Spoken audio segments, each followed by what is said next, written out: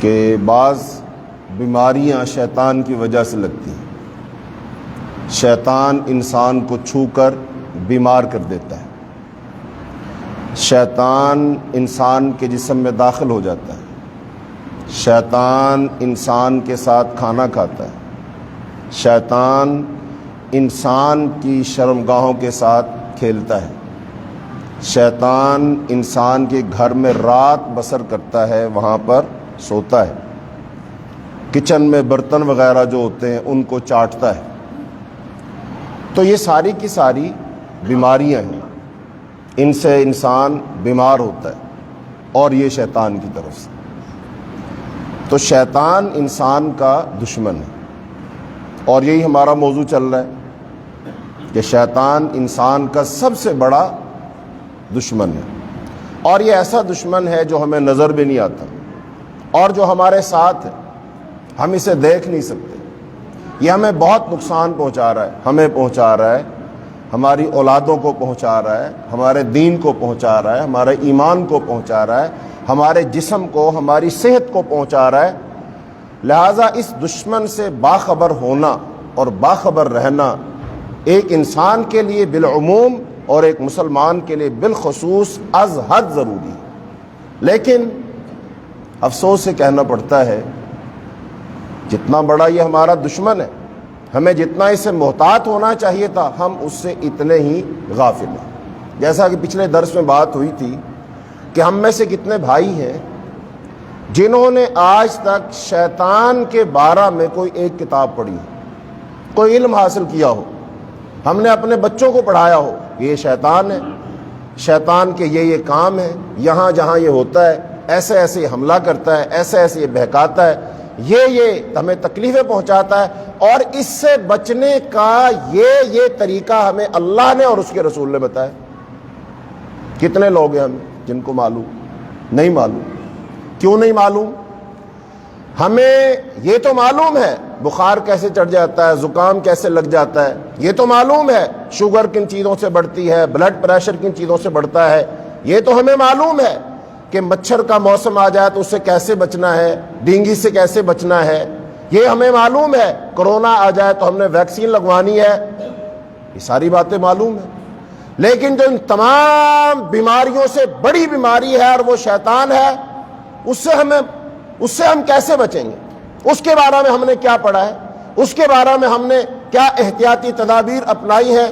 حالانکہ اس کے بارے میں ہمیں اللہ نے خبردار کیا، رسول اللہ صلی اللہ علیہ وسلم نے ہمیں خبردار کیا، تو ہمیں تو خبردار ہو جانا چاہیے۔ لیکن اس معاملہ میں ہم بہت سست ہیں۔ اور اب اگر میں یہ کہوں کہ ہمارے گھروں میں شیطان کا ڈیرا ہے، ہمارے گھروں میں شیطان سوتا ہے، ہمارے گھروں میں شیطان کھاتا ہے، ہمارے ساتھ شیطان رہتا ہے، ہم شیطان کے حکموں کے مطابق عمل کرتے ہیں، گھروں کے گھر ہیں جہاں پر شیطانی کام تو سینکڑوں ہو رہے ہیں، جن سے شیطان خوش ہوتا ہے، جن سے شیطان راضی ہوتا ہے، جن کو کرنے کا حکم شیطان دیتا ہے، وہ 20 کام ہمارے گھروں میں کیے جا رہے ہیں اور دن رات کیے جا رہے ہیں، اور شاید جس سے اللہ خوش ہوتا ہے، جس سے شیطان بھاگتا ہے، وہ ہم کام 2-4 بھی نہ کرتے اور پوری توجہ سے نہ کرتے۔ تو اس لیے میرے بھائیوں، میرے عزیزوں، یہ بہت بڑا موضوع ہے کہ شیطان سے ہم اپنے آپ کو بچائیں۔ تو چند ایک پہلے احادیث سنو، پھر قرآن پاک کی صورتیں ہیں کچھ، وہ آپ کو بتائیں گے کہ ان کو اگر ہم پڑھیں تو اللہ تعالی ہمیں شیطان کے تمام حملوں سے، ہر قسم کے شر سے، ہر قسم کی اس کی بیماری سے، اکساہٹ سے، وسوسوں سے اللہ تعالی ہمیں محفوظ کر لے گا۔ پہلے حدیث بارہ میں سنیے، آپ کو پتہ چلے گا کہ شیطان کب تک آپ کے ساتھ ہے۔ اللہ رب العزت نے فرمایا، یعنی حدیث قدسی ہے، وَعِزَّتِكَ يَا رَبِّ لَا أَبْرَحُ أُخْوِي، شیطان نے اللہ رب العزت سے کہا، قسم ہے تیری عزت کی اے رب، میں اس وقت تک تیرے بندوں کو بہکانے سے باز نہ آؤں گا جب تک کہ ان کے جسموں میں روح باقی ہے۔ شیطان کا ہدف کیا ہے؟ جب تک ہمارے جسموں میں روح باقی. اس نے قسم اٹھا کر کہا کہ میں انہیں گمراہ کرنے کی کوشش کرتا رہوں گا. تو اللہ رب العالمین نے فرمایا قسم ہے میری عزت و جلال کی مجھے، میں بھی اس وقت تک ان کو بخشتا رہوں گا جب تک وہ مجھ سے مغفرت طلب کرتے رہیں گے. اب اللہ تعالیٰ کی بخشش اور رحمت کا پہلو تو سامنے آیا سو آیا، لیکن ہمارا موضوع کیا ہے؟ شیطان نے کیا کہا؟ پھر سنو اس کا لفظ. کہتا قسم ہے تیری عزت کی اے رب، میں اس وقت تک تیرے بندوں کو بہکانے سے باز نہیں آؤں گا جب تک ان کے جسموں میں جان باقی ہے، روح باقی ہے. یہ دشمن ہے آپ کا، لگا ہوا ہے ساتھ آپ کے، بہکانے کی کوشش کر رہا ہے. نماز پڑھی ہم نے، پڑھی نماز ابھی مغرب، ایمانداری سے بتاؤ پوری توجہ کے ساتھ پڑھی ہے کہ خیال دائیں بائیں ہوا تھا؟ یہ شیطان ہے. اور خاص طور پر نماز کے لیے حدیث میں آتا اس کا نام کیا ہے؟ خنزب اس کا نام ہے. وہ خنزب نامی شیطان خاص طور پر نمازوں کے اوقات میں مسجد میں آتا ہے اور آ کر کیا کرتا ہے؟ انسان کے دل میں وسوسے دلاتا ہے. کہتا اذکر قضا، اذکر قضا، وہ بات بھی یاد کر، وہ بھی یاد کر، وہ بھی یاد کر. جو بات آپ کو سارے دن میں یاد نہیں آتی وہ نماز میں یاد آ جاتی. وہ خیال نماز میں آتے، انسان کو کہاں بھٹکا کر 10 سال 20 سال پیچھے لے جائے گا، کہاں انسان کو اپنے جن کے ساتھ کوئی لڑائی جھگڑا ہے لے جائے گا اور ایسی ایسی باتیں یاد دلائے گا، ذہن میں ڈالے گا. اور نماز میں آپ غصے میں آ رہے ہوتے، بھڑک رہے ہوتے، سوچ رہے ہوتے، ادھر سے امام صاحب اللہ اکبر کہہ کر رکوع میں چلے جاتے. نماز میں ہم بھول جاتے. نماز میں کون کون سی صورتیں پڑھی گئی اپنا اپنا جائزہ لو.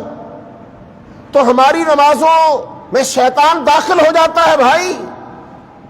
ایک صحابی نے کہا اللہ کے رسول نماز میں جب میں کھڑا ہوتا ہوں نا میرے دل میں بڑے برے برے خیالات، بڑے برے برے عجیب عجیب خیال آتے ہیں، کیا کروں؟ تو رسول اللہ صلی اللہ علیہ وسلم نے فرمایا نماز کے دوران ہی ہاتھ بندے بندے 3 دفعہ پڑھ اعوذ باللہ من الشیطان الرجیم، اعوذ باللہ من الشیطان الرجیم، اعوذ باللہ من الشیطان الرجیم، اور الٹی طرف ایسے تھتکار دے. کیا مطلب؟ وہ صحابی تھا، نماز میں خیالات آنے کی شکایت کی اور رسول اللہ صلی اللہ علیہ وسلم اس کا حل بتایا.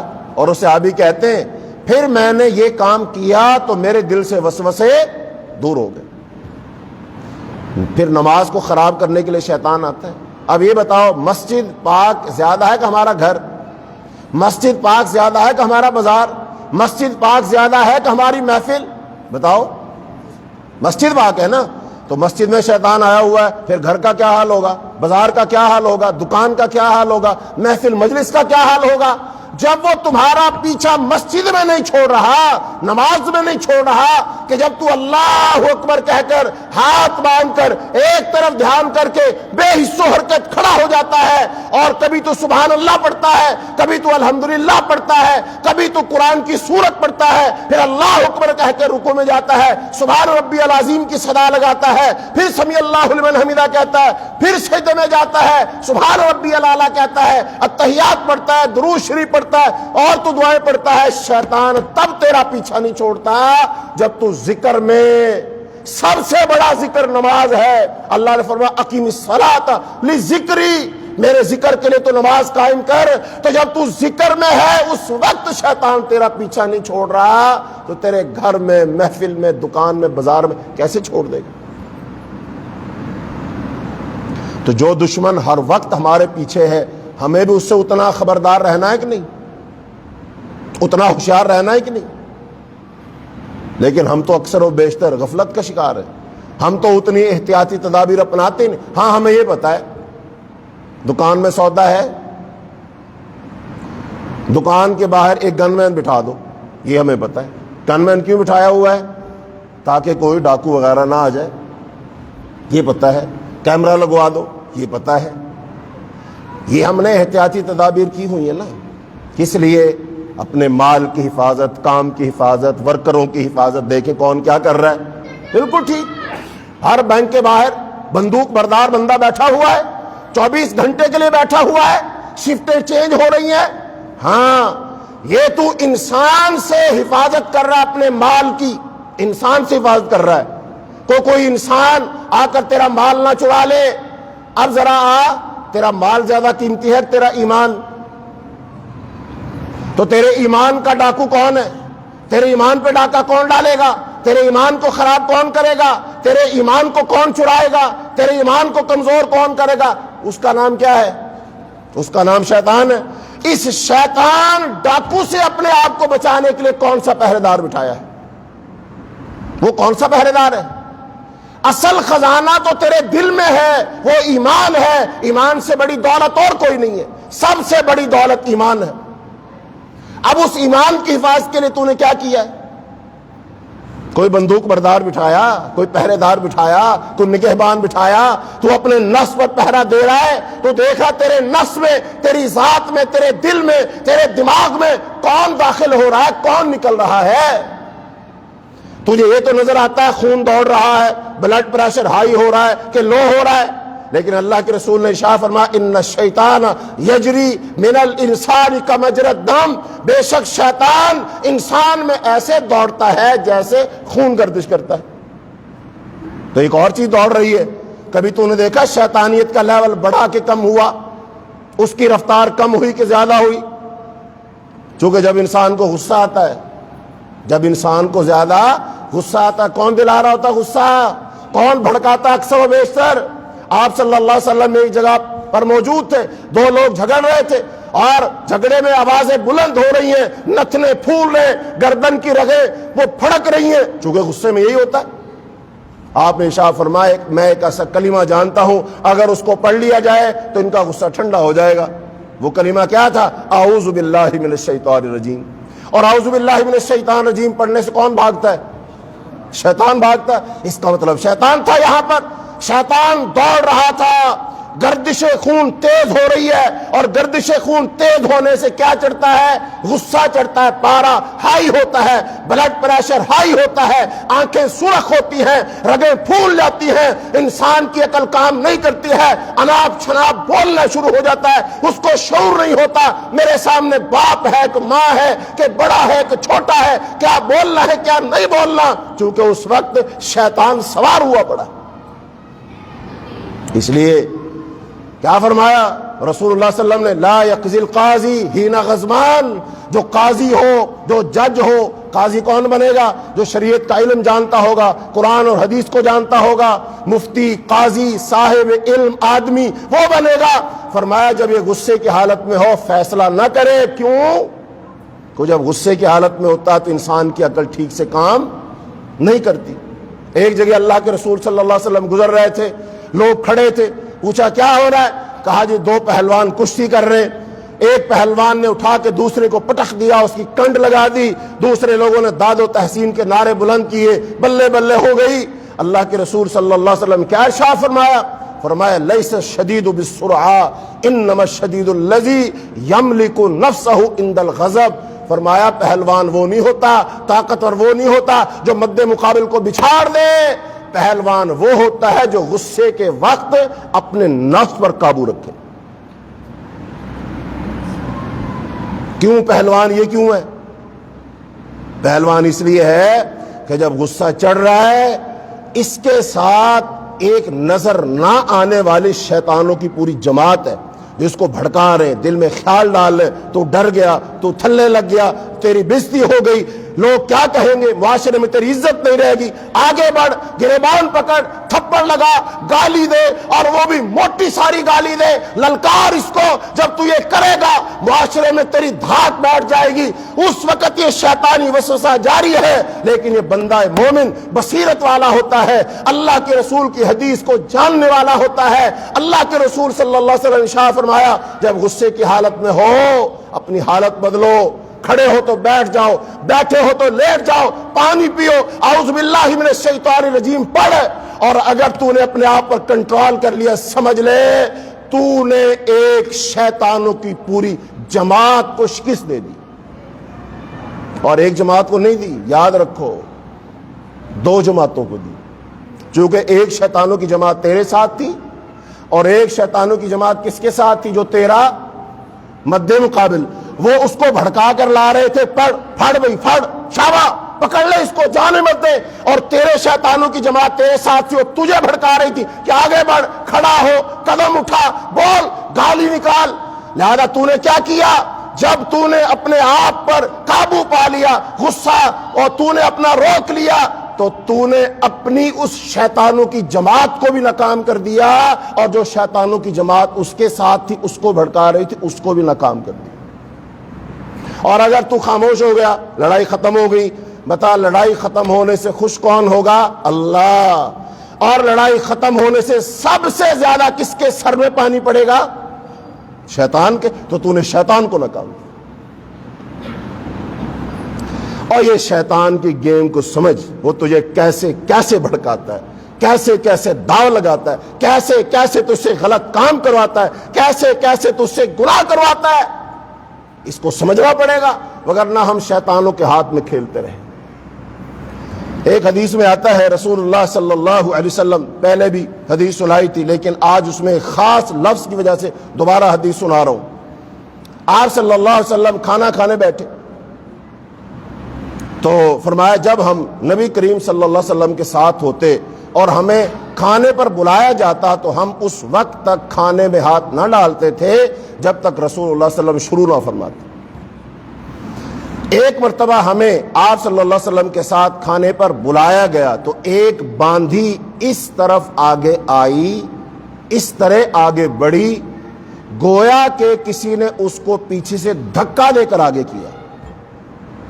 اب یہ صحابہ کرام کہہ رہے ہیں، اور کھانے میں ہاتھ ڈالنے لگی، رسول اللہ صلی اللہ علیہ وسلم نے اس کا ہاتھ پکڑ لیا۔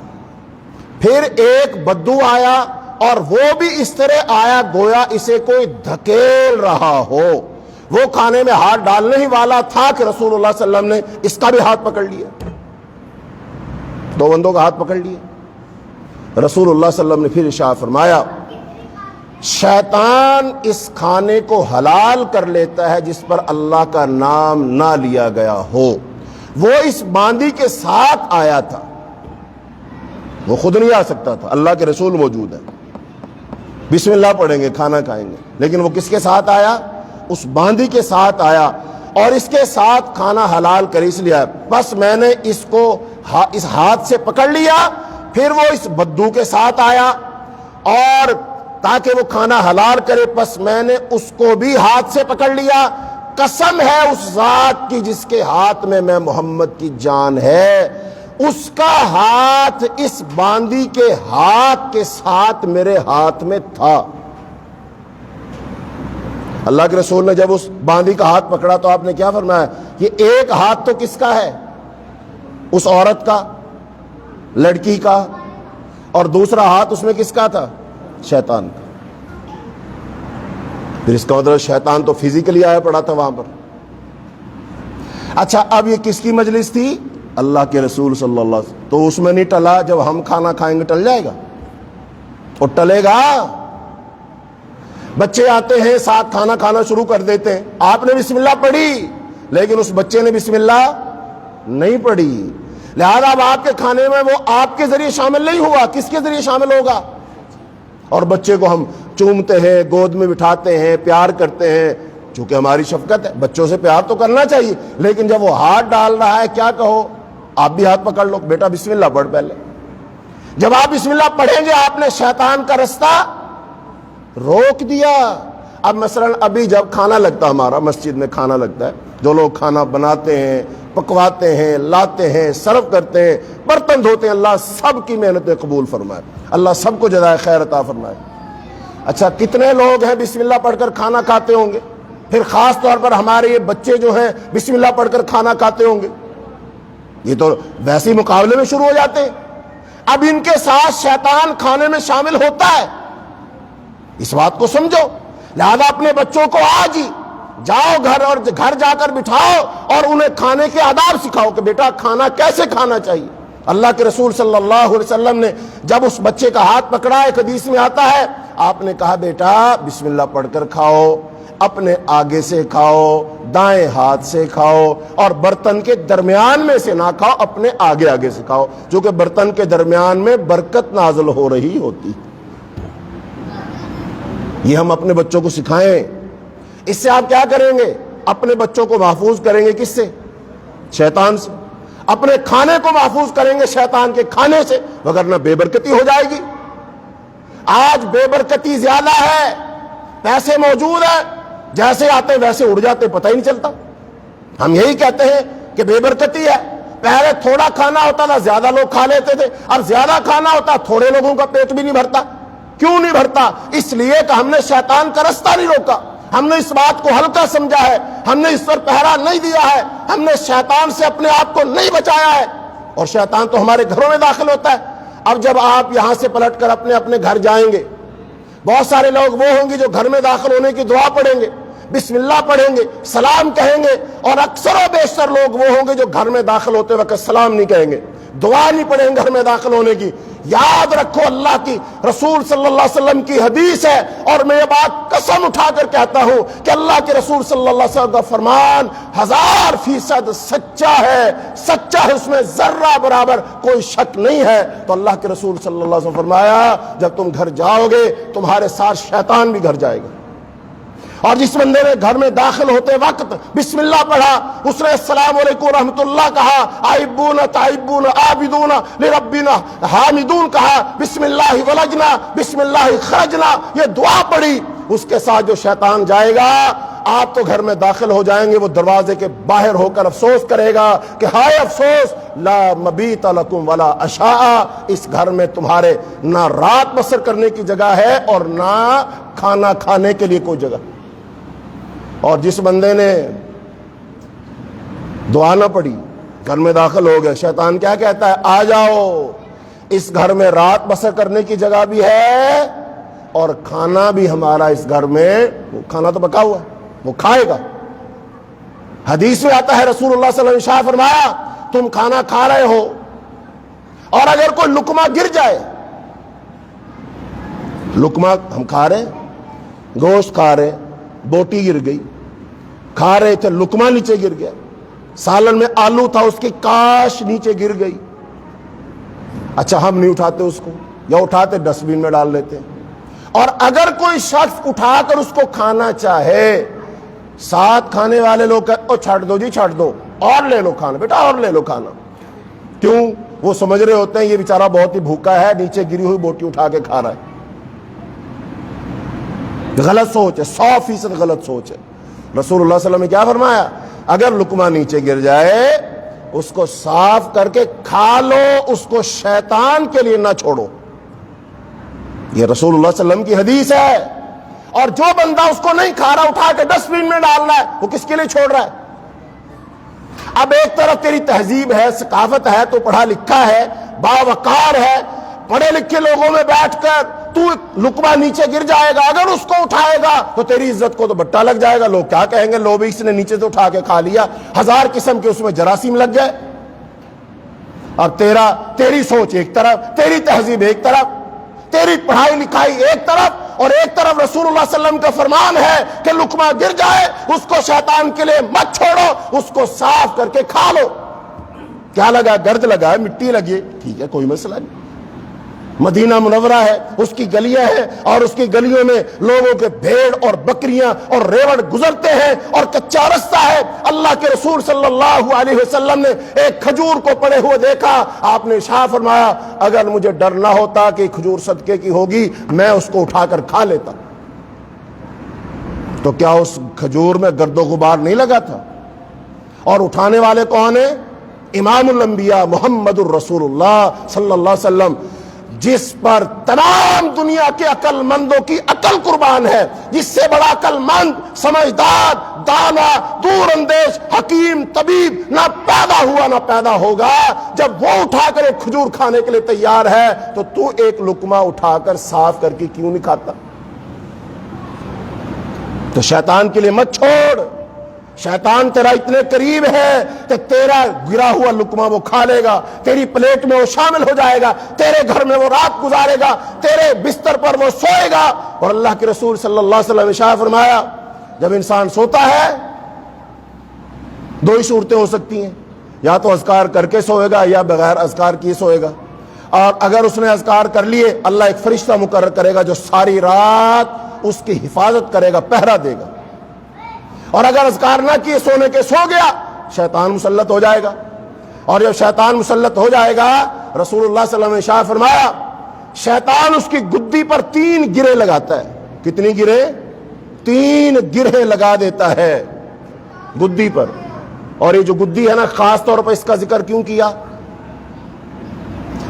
اب سائنس کی بات آ جائے گی، میڈیکل سائنس کی. آپ کا یہ دماغ ہے اور یہاں آپ کا حرام مغز ہے، ریڑھ کی ہڈی ہے. اور جو ریڑھ کی ہڈی ہے نا، اس کے ذریعے سے آپ کا سارا جسم کام کر رہا ہے. دماغ حکم دیتا ہے حرام مغز کو، اس کے ذریعے سے آپ یہ انگلی ہلا رہے ہیں. کیوں؟ حکم ملا دماغ سے حرام مغز کے ذریعے انگلی ہل رہی ہے. آپ اس کو ہلانا چاہ رہے ہیں نا، اشہدو ان لا الہ الا اللہ، یہ کیوں نہیں ہل رہی؟ یہی ہل رہی ہے چونکہ تو ہلانا ہی سے چاہ رہا ہے. تو سارے کا سارا بدن اس حرام مغز کے ذریعے کنٹرول ہوتا ہے. اور اگر اس حرام مغز کو تھوڑا سا بھی اللہ نہ کرے ایکسیڈنٹ وغیرہ میں یہ ڈیمیج ہو جائے تو انسان کا اوپر کا دھڑ اوپر اور نیچے کا نیچے بیکار ہو جاتا ہے، انسان حرکت بھی نہیں کر سکتا. تو اس لیے شیطان بھی کہاں گرا لگاتا ہے؟ یہ گدی میں، حرام مغز یہاں لگاتا ہے. اور جب انسان اٹھتا ہے صبح دعا پڑھتا ہے الحمدللہ الذی احیانا بعد ما اماتنا، دعا پڑھتا ہے، ایک گرہ کھل جاتی ہے. نمبر 2، پھر وہ وضو کرتا ہے تو پھر دوسری گرہ کھل جاتی ہے. پھر نماز پڑھتا ہے، ذکر اذکار کرتا ہے، وہ تیسری گرہ بھی کھل جاتی ہے. اور انسان شیطان سے آزاد ہو کر صبح کرتا ہے. اور جو بندہ یہ کام نہ کرے، نہ اس کو جاگنے کی دعا یاد، نہ وہ ذکر اذکار کرے، نہ نماز پڑھے اور سوتا ہی رہے، تو فرمایا وہ شیطان کی وجہ سے اس کی صبح بالکل کاہلی والی، سستی والی، نحوست والی ہوتی. اور جب صبح ہوتی ہے ادھر سے اذان ہو گئی، تیری آنکھ کھل گئی، تیری جیسے آنکھ کھلتی ہے فوراً شیطان حملہ آور ہوتا ہے. اور حدیث میں آتا ہے تھپکی دیتا، سو جا سو جا سو جا، ابھی بہت ٹائم پڑا بہت ٹائم پڑا، تھپکیاں دے کر سلانے کی کوشش کرتا ہے کہ تو بیدار نہ ہو. بتاؤ شیطان مسلط ہے کہ نہیں پھر؟ اور بھائی شیطان تو اس قدر تیرے ساتھ جڑا ہوا ہے کہ صبح تیری آنکھ کھلتی ہے شیطان پہلے مستعد ہوتا ہے، چاق و چوبند ہوتا ہے، تجھے تھپکی دیتا ہے، سلاتا ہے، تو اٹھے نہ، تو مسجد نہ جائے، تو نماز نہ پڑھے. اور حدیث میں آتا ہے بعض لوگوں کے تو پھر وہ کانوں میں، ایک کان کا ذکر، بعض حدیث میں 2 کا کانوں میں شیطان پیشاب کر دیتا ہے. شیطان پیشاب کر دیتا ہے، کیسے اٹھے گا بتائیے؟ صبح کے ٹائم مسجدیں اکثر و بیشتر خالی ہیں کہ بھری ہوتی ہیں؟ بڑے بڑے اچھے اچھے گھروں والے نمازی دیندار وہ بھی فجر کی نماز میں اکثر و بیشتر کیا ہوتے ہیں؟ اور 2 نمازیں بہت اہم ہیں، فجر کی نماز اور عشاء کی نماز. تو اب شیطان یہاں تک کام کر رہا ہے، بتاؤ اب اس سے کیسے بچیں؟ حتیٰ کہ قرآن میں اللہ نے فرمایا جب تم قرآن کی تلاوت کرنے لگو، قرآن کی تلاوت کرنے لگو، اچھا کام برا کام؟ اچھا کام، اللہ کو یاد کرنا، قرآن پڑھنا. خاص طور پر حکم دے وَإِذَا قَرَأْتَ الْقُرْآنَ فَاسْتَعِذْ بِاللَّهِ مِنَ الشَّيْطَانِ الرَّجِيمِ. جب تم قرآن پڑھنے لگو تو کیا کرو؟ شیطان مردود سے پناہ مانگو. یعنی جب تو قرآن پڑھے گا اگر شیطان سے پناہ نہ مانگی تو قرآن کو پہلی بات تو ہم ترجمہ ہی نہیں پڑھتے، نمبر 2 سمجھ کر نہیں پڑھتے، نمبر 3 ٹھہر کر نہیں پڑھتے، تیز تیز ہم اس میں سے گزرتے ہیں. اور پھر اگر تھوڑی بہت تجھے سمجھ بھی ہے تو شیطان قرآن سے تیرے دل دماغ میں ایسے الٹے سیدھے خیالات ڈالے گا کہ تو قرآن سے ہدایت پانے کی بجائے تو کیا ہوگا؟ گمراہی کی طرف چلا جائے گا. چونکہ اللہ نے فرمایا قرآن کے بارے میں یضل بہ کثیرا ویہدی بہ کثیرا، اس کے ذریعے سے بہت سارے لوگ ہدایت پاتے ہیں، بہت سارے لوگ گمراہ ہوتے ہیں.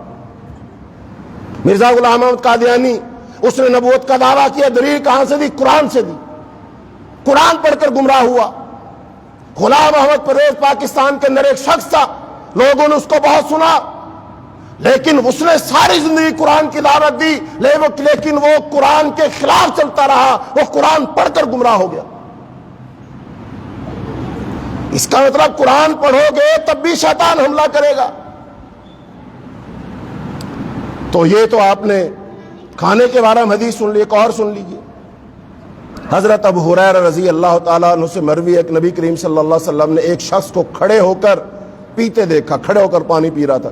آپ نے اسے حکم دیا، فرمایا اسے کیا کر دے۔ اس نے دریافت کیا کس وجہ سے؟ کھڑے ہو کر پانی پیا تھا۔ آپ صلی اللہ علیہ وسلم نے دیکھا، آپ نے کیا ارشاد فرمایا، اس کو کیا کر دو، الٹی کر دو۔ اس نے کہا جی کیوں، کس وجہ سے؟ آپ نے پوچھا کیا تو اس بات سے خوش ہوگا کہ تیرے ساتھ کوئی بلی بھی پیے؟ اس نے جواب دیا نہیں۔ تو آپ نے فرمایا پس جس نے تیرے ساتھ پیا ہے وہ اس بلی سے بھی زیادہ شر والا یعنی شیطان ہے۔ اوپر جنوں اور شیطانوں کا کھانا پینا اور ان کے افعال، مطلب وہ کھاتے بھی ہیں پیتے بھی ہیں، تو اب وہ جب کھڑا ہو کے بندہ پانی پی رہا ہے اس کے ساتھ کون پی رہا ہے؟ شیطان پی رہا ہے۔ وہ پینے میں بھی شامل، کھانے میں بھی شامل، سونے میں بھی شامل، گھر میں بھی شامل۔ اور فرمایا جب انسان اپنی بیوی کے ساتھ ہم بستری کرتا ہے اور اگر وہ دعا نہ پڑھے تو شیطان اس میں شامل ہو جاتا ہے، اس خاص کام میں شامل۔ اور اگر اس سے اولاد پیدا ہو گئی وہ اولاد بھی شیطان سے محفوظ نہیں رہے گی۔ تو لہذا شیطان تو پھر اولاد میں بھی شامل ہو گیا، مال میں بھی شامل ہو گیا، گھر میں بھی شامل ہو گیا، کھانے میں بھی شامل ہو گیا، سونے میں بھی شامل ہو گیا، پینے میں بھی شامل ہو گیا، نماز میں بھی شامل ہو گیا، قرآن پڑھ رہے تب بھی شامل ہو گیا، سونے جاگنے میں بھی شامل ہو گیا۔ اور اتنا بڑا دشمن اور اتنا ہماری زندگی میں اس کا عمل دخل ہے اور ہم اس سے غافل ہیں۔ وہ تو وسوسہ اندازی کرتا ہے، خواہشات دلاتا ہے، تمنائیں دلاتا ہے، بری بری چیزوں کو اچھا بنا کر دکھاتا ہے۔ قرآن کا بہت بڑا موضوع ہے۔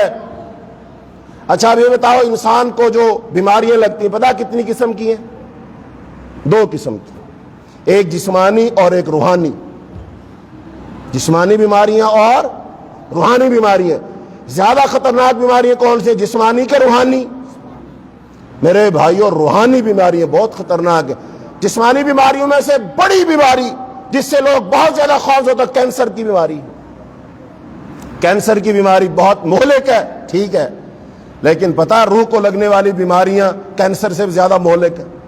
کینسر کی بیماری زیادہ سے زیادہ تیری دنیا کو خراب کر دے گی، تیرے جسم کو خراب کر دے گی، اور یہ جو روح کو لگنے والی بیماری ہے یہ تیری دنیا کو بھی خراب کر دے گی، تیری قبر کو بھی خراب کر دے گی، تیرے حشر کو بھی خراب کر دے گی، تیرے حساب و کتاب کو بھی خراب کر دے گی، اللہ اور بندے کا جو تعلق ہے اس کو بھی خراب کر دے گی، بندے کا اور امتی کا رسول اللہ صلی اللہ علیہ وسلم کا جو تعلق ہے اس کو بھی خراب کر دے گی، اور یہ تیری جنت کو بھی خراب کر دے گی۔ یہ روحانی بیماری ہے، تجھے جہنم کے گڑھے میں پھینک۔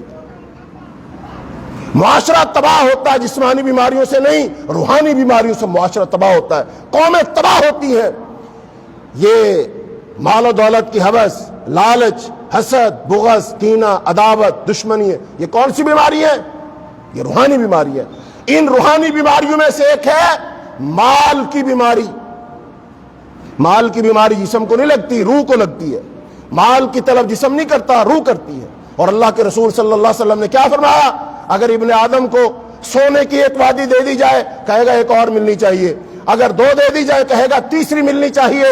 فرمایا اس کے پیٹ کو قبر کی مٹی بھرے گی، اس کے سوا کوئی بھر نہیں سکتی۔ یہ روحانی بیماری ہے۔ تو آج دیکھیں مال و دولت کے حرص و حوث ہے کہ نہیں؟ اور مال و دولت نے ہی تباہ کر دیا ملکوں کو، حکمرانوں کو، وزیروں کو۔ مال و دولت نے تباہ کر دیا رشتہ داریوں کو، بہن بھائیوں کو۔ اور جو بھائی ایک ماں کے پیٹ سے پیدا ہوئے، ایک گھر کے آنگن میں کھیلے، اللہ قسم مال و دولت کی ہوس نے، حرص نے، لالچ نے، تما نے ان بھائیوں کے بھائی چارے کو پھاڑ کر دیا۔ آج یہ ساری عدالتیں کیوں بھری ہوئی ہیں؟ وکیلوں کی وکالت کیوں چل رہی ہے؟ سب سے زیادہ مال کا فتنہ سر چڑھ کے بول رہا ہے۔ مال کے ذریعے سے عدالت خرید لو، جج خرید لو، مال کے ذریعے سے ایمان خرید لو، مال کے ذریعے سے جو چاہے خرید لو۔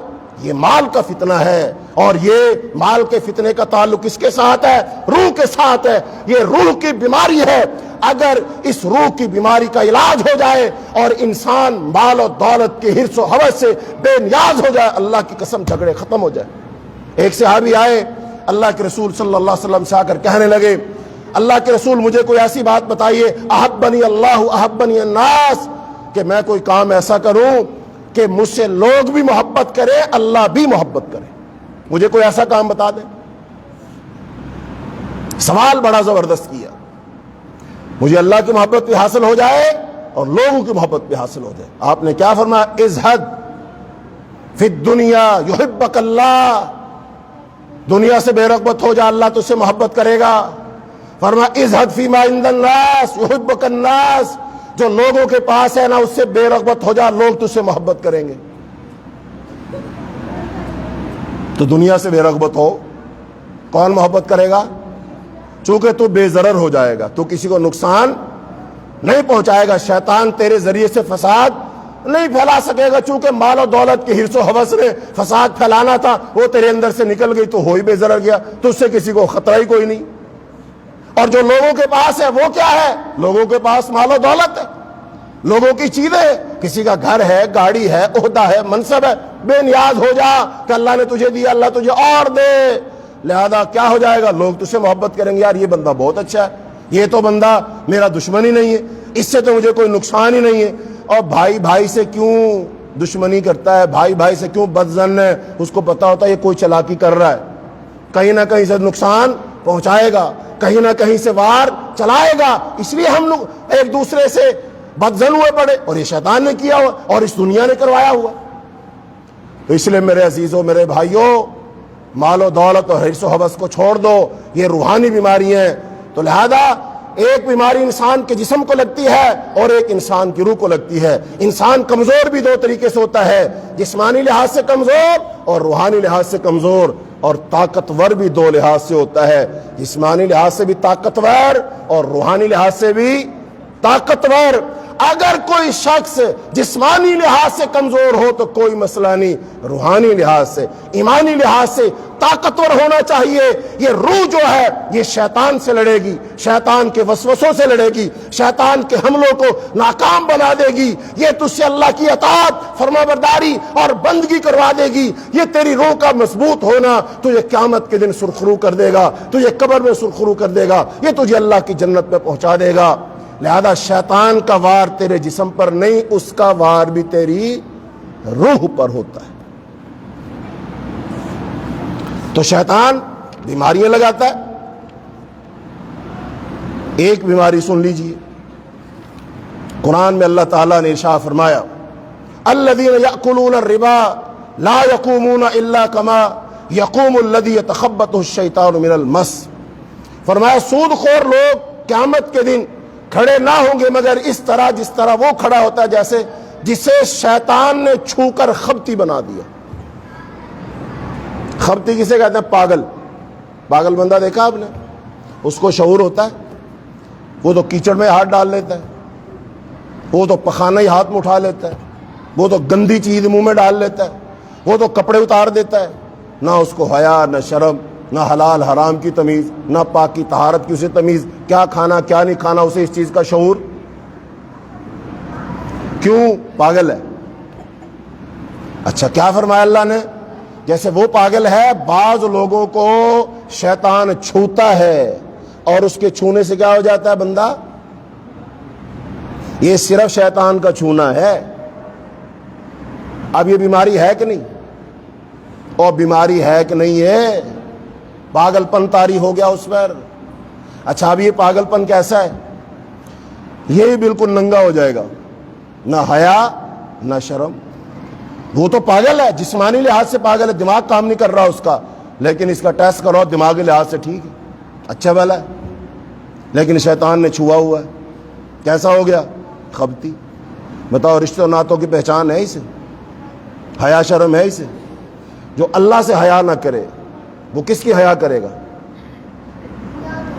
جو اللہ سے نہ ڈرے وہ کس سے ڈرے گا؟ سارے کام کر رہا ہے، غلط کام کر رہا ہے، بے حیائی والے کام کر رہا ہے، زنا والے کام کر رہا ہے، شراب پی رہا، دھوکہ دے رہا، فراڈ لگا رہا ہے، سب کچھ کر رہا ہے. یہ بے حیائی نہیں ہے، یہ پاگل پن نہیں ہے. ایک بندے کے سامنے مٹی رکھو، ایک بندے کے سامنے سونا رکھو، وہ سونا چھوڑ دیتا ہے، مٹی اٹھا لیتا ہے، کیا کہیں گے آپ اسے؟ ایک بندے کے سامنے کھانا رکھو، ایک بندے کے سامنے آگ رکھو، وہ کھانا چھوڑ دیتا، آگ کا انگارہ منہ میں ڈالتا، کیا کہو گے اسے؟ کیا کہیں گے؟ پاگل. قرآن میں آتا ہے جو یتیم کا مال کھاتا ہے، جو یتیم کا مال کھاتا ہے وہ اپنے پیٹ میں جہنم کی آگ بھر رہا ہے۔ اب یتیم کا مال جس کو آگ نظر آئے سمجھ لو یہ بندہ ٹھیک ہے، اور جس بندے کو یتیم کا مال آگ نظر نہیں آ رہا، اس کو کھانا نظر آ رہا ہے، دولت نظر آ رہی ہے، یتیم کے مال کے ساتھ عیش کر رہا ہے، وہ یہ کیا ہے؟ پاگل ہے۔ قرآن کہہ رہا ہے یہ آگ بھر رہا پیٹ میں۔ بتاؤ دنیا اور آخرت میں کیا فرق ہے؟ دنیا مٹی ہے، مردار ہے، یہ مچھر کے پر جتنی حیثیت نہیں رکھتی ہے۔ اللہ کے رسول ایک دن جا رہے، ایک بکری کا مرا ہوا بچہ پڑا ہے، صحابہ کرام کو بلایا آپ نے، کہا تم میں سے کون خریدے گا اس بکری کے مرے ہوئے بچے کو 1 درہم و دینار میں؟ صحابہ کرام نے کہا جی درہم و دینار میں کیا خریدے گا، کوئی اسے تو مفت بھی نہیں لے گا۔ صحابہ کرام نے کیا کہا؟ اس بکری کے بچے کو مفت بھی۔ یہ بات سمجھ آ گئی؟ تو آپ صلی اللہ علیہ وسلم شاہ فرمایا یہی مثال دنیا کی، یہی مثال۔ اب اس بکری کے بچے کی حیثیت سمجھ آ گئی، مردار ہے، نہیں اٹھا رہے آپ، تو دنیا بھی مردار کی مانند ہے۔ اب دنیا رکھ دو تمہارے سامنے، تم اٹھاتے ہو کہ نہیں؟ اب ایک طرف آخرت ہے، ایک طرف دنیا ہے، بتاؤ ہمیں کیا اٹھانا چاہیے؟ کیا اٹھانا چاہیے؟ آخرت۔ آخرت کو اٹھانا سمجھداری ہے، اور آخرت کو چھوڑ کر دنیا کو اٹھانا پاگل پن ہے۔ تو بتاؤ دنیا میں عقل مند ہیں کہ پاگل؟ آخرت کے پیچھے بھاگ رہے ہیں کہ دنیا کے؟ زیادہ کس کے پیچھے بھاگ رہے ہیں؟ وہ نمازی ہو، وہ حاجی ہو، وہ داڑھی والے ہو، بغیر داڑھی والے ہو، وہ کوئی ہو، کس کے پیچھے بھاگ رہے ہیں زیادہ؟ اکثر و بیشتر یہ تو ہوتا ہے ہم کام کاج کی وجہ سے نماز چھوڑ دیتے ہیں، لیکن کبھی ایسا ہوا کہ نماز کی وجہ سے آپ نے کام لیٹ کیا ہو؟ اکثر و بیشتر یہ تو ہوتا ہے اپنے رشتہ داروں کے لیے، اپنی اولاد کے لیے، اپنے بچوں کی خوشی کے لیے ہم اللہ اور اس کے رسول کے صریح احکام چھوڑ دیتے، کہتے مجبوری ہے۔ لیکن کیا کبھی ایسا ہوا آپ نے اپنے رشتہ داروں سے، اولاد سے، دوستوں سے کہا بھائی میری مجبوری ہے، میرے اللہ نے کہا میں یہ کام نہیں کروں گا، میں تمہارے ساتھ نہیں جاؤں گا، میں تمہارے ساتھ نہیں بیٹھوں گا، میں تمہارے ساتھ نہیں کھاؤں گا؟ کہا آپ نے؟ نہیں کہا تو کیوں کہا؟ نہیں کہا۔ بتاؤ دنیا کے بندے ہو کہ آخرت کے؟ یہاں سے پتہ چلے گا ہم عقل مند ہیں یا عقل مند۔ تو اس قرآن کی آیت کو سامنے رکھ کر اندازہ لگاؤ عقل مند کتنے ہیں اور خبتی کتنے ہیں۔ ہم میں سے اکثر و بیشتر ہم پر خبت سوار ہے، پاگل پن سوار ہے۔ اور میرے بھائیوں سمجھدار ہو جاؤ، عقل مند ہو جاؤ، دانا و بینا ہو جاؤ، اپنی عقل کو شیطان سے آزاد کرواؤ، اپنے معاملات کو شیطان سے آزاد کرواؤ، اللہ کی پناہ میں آ جاؤ، اللہ کے قرآن کی پناہ میں آ جاؤ، نبی صلی اللہ علیہ وسلم کی سیرت و سنت اور دین اسلام کی پناہ میں آ جاؤ، تاکہ اللہ تعالی ہمیں شیطان سے بچا لے۔ وگرنہ شیطان پیدا ہونے سے لے کر مرتے دم تک تمہارے سر پر سوار ہے، کوئی لمحہ ضائع نہیں کرے گا جس میں وہ تمہیں گمراہ کرنے کی کوشش نہ کرے۔ بچو اس سے، بچاؤ اپنی اولاد کو، خود بھی آگاہ ہو، اپنی اولاد کو بھی آگاہ کرو، وگرنہ شیطان چھوڑے گا نہیں۔ اب جب مغرب کا وقت ہوتا ہے، یہ چھوٹے چھوٹے بچے ہیں آپ کے، یہ جو بچے یہاں بیٹھے چھوٹے چھوٹے سے بچے گھروں سے آئے ہیں نا، گھروں سے آئے ہیں بچے، بتاؤ ان بچوں کی حفاظت کون کرے گا؟ کوئی پٹھان سے حفاظت تم کرتے ہو، کوئی اٹھا کے نہ لے جائے حفاظت تم کرتے ہو، بیماری سے ان کی حفاظت تم کرتے ہو۔ حدیث میں کیا آتا ہے؟ جب سورج غروب ہوتا ہے، مغرب کا وقت ہوتا ہے، فرمایا اپنے بچوں کو گھر میں رکھو۔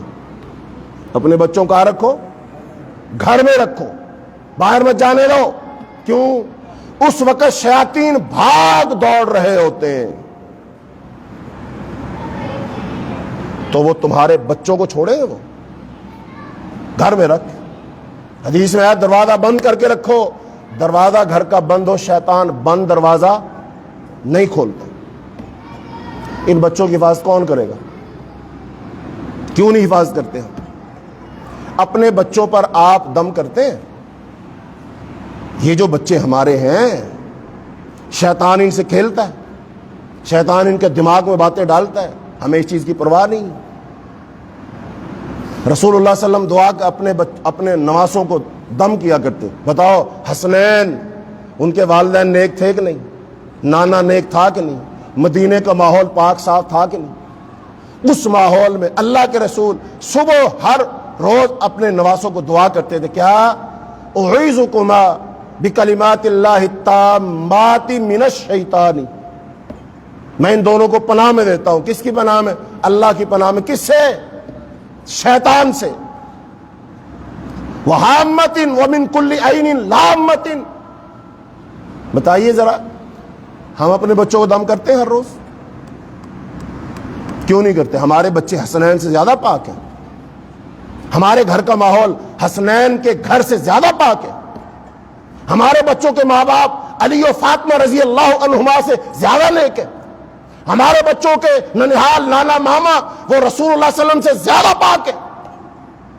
تو اللہ کے رسول تو اپنے نواسوں کو ہر روز دم کریں اللہ ان کو شیطان سے بچا. فکر تھی. اور مجھے کیوں نہیں فکر؟ ہمیں کیوں نہیں فکر؟ ہم اپنے بچوں کو دم کیوں نہیں کرتے؟ اس لیے ہمارے بچے بگڑتے ہیں, الٹی حرکتیں کرتے ہیں, ایسی عجیب عجیب باتیں بولتے ہیں. ہم حیران ہو جاتے ہیں. ان کی زبان پر خیر نہیں, ان کی زبان پر شر جاری ہوتا ہے. شیطان ان کے ذریعے سے بولتا ہے. آپ پڑھ چکے, واقعہ سن چکے کہ وہ بچہ کھیل رہا تھا, شیطان اس کو دھکا دے کر لایا. کہاں؟ کھانے میں شامل ہونے کے لیے. شیطان لایا نا اس بچے کو. اس کا مطلب آپ کے بچوں کو دھکیل کے نہیں لاتا ہوگا, وہ آپ کے بچوں سے وہ نہیں کھیلتا ہوگا وہ. اور رات کو جب ہم سوئے, ہمارے بچے اکثر و بیشتر رات کو ڈر جاتے. رسول اللہ صلی اللہ علیہ وسلم نے ارشاد فرمایا, رات کو جب کوئی شخص سوتا ہے اور پھر اس کو ڈراونا خواب آتا ہے, یہ شیطان تمہیں خوف دلاتا, تمہاری نیند کو خراب کرتا ہے. اور شیطان سے تو تمہاری نیندیں محفوظ نہیں ہیں, خواب محفوظ نہیں ہے. شیطان خواب دلاتا ہے. اللہ کے رسول نے فرمایا ڈراونا خواب دیکھو, جاگ جاؤ, اللہ کی پناہ پکڑو. اس کا مطلب جاگتے ہوئے بھی ہم شیطان سے محفوظ نہیں, سوتے ہوئے بھی شیطان سے محفوظ نہیں, واش روم میں بھی شیطان سے محفوظ نہیں, مسجد میں بھی شیطان سے محفوظ نہیں, کھانا کھاتے ہوئے بھی شیطان سے محفوظ نہیں, قرآن پڑھتے ہوئے بھی شیطان سے محفوظ نہیں. اور اتنا بدترین دشمن تمہارا, اور ہم اس سے پناہ نہیں مانگتے. کیسے بچیں گے؟ ہماری عقلوں پر شیطان سوار ہے بھائیو. ان باتوں کو حقیقت میں لو, یہ قرآن و حدیث کی باتیں ہیں. یہ صبح و شام کے اذکار دیکھو, وہ لگاؤ فلیکس, اس میں دعائیں لکھی ہوئی ہیں. بازار سے کارڈ مل جاتا, اذکار کارڈ, 10-20 روپے کا ملے گا. دعاؤں کتاب حصن المسلم میں لے لو اور خود بھی پڑھو, اپنے بچوں کو پڑھاؤ, دعائیں سکھا دو.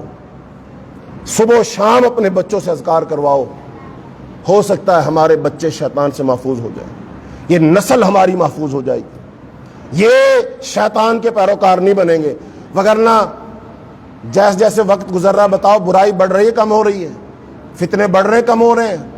اور فتنے آئیں گے. اور وہ شیطان ان فتنوں کو کس کے ذریعے پھیلائے گا؟ ہماری اولادوں کے ذریعے پھیلائے گا. اپنی اولادوں کو محفوظ کر لو, ان کو دعائیں سکھا دو, اذکار سکھا دو, تاکہ یہ خود پڑھیں, محفوظ رہیں شیطان سے, اور انشاءاللہ ہمارے بڑھاپے محفوظ ہو جائیں گے. ہماری زندگی کے آخری ایام سکون سے کٹ جائیں گے. اپنی نسلوں کی حفاظت کر لو. اللہ سے دعائیں مانگو, ان کے لیے بہت زیادہ دعائیں مانگو کہ اللہ مجھے, میری اولاد کو شیطان سے بچا, شیطان کے شر سے بچا, شیطان کے وسوسوں سے بچا, شیطان کی تلبیسات سے بچا. اللہ ہمارے سونے جاگنے کو شیطان سے بچا, تب جا کر ہم شیطان سے بچیں گے. اللہ تعالیٰ نے قرآن پاک میں بہت بڑا موضوع ہے جو بیان کیا. وقت تمام ہوا. اگلے درس میں قرآن پاک کی 2 صورتیں ہیں, وہ بہت بڑا استعاذہ ہیں, وہ شیطان کے خلاف بہت بڑا ہتھیار ہے. انشاءاللہ ان کی جو تفسیر ہے, ان کی جو فضیلت ہے حدیث کی روشنی میں, وہ بیان کریں گے. اور کچھ خاص دعائیں ہیں جن کو پڑھ لینے سے بندہ شیطان کے شر سے محفوظ ہو جاتا ہے, انشاءاللہ وہ بیان کریں گے. اور بیان کرنے کا مقصد صرف ایک ہی ہے کہ میں بھی اور آپ بھی شیطان سے بچ جائیں, ہمارا ایمان بھی, ہماری عقلیں بھی شیطان سے بچ جائیں, ہماری اولادیں بھی, ہمارا معاشرہ شیطان سے بچ جائے.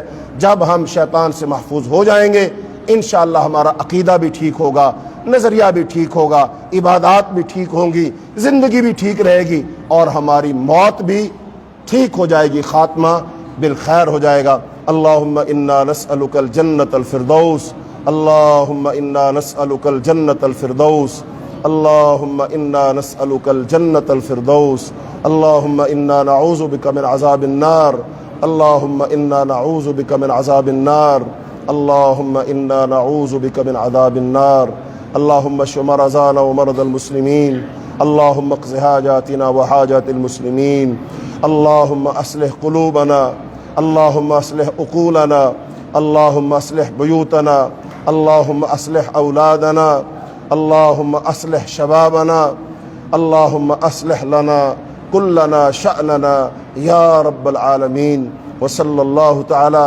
علی خیر خلقہ محمد وعلی آلہ واصحابہ اجمعین برحمتک یا ارحم الراحمین۔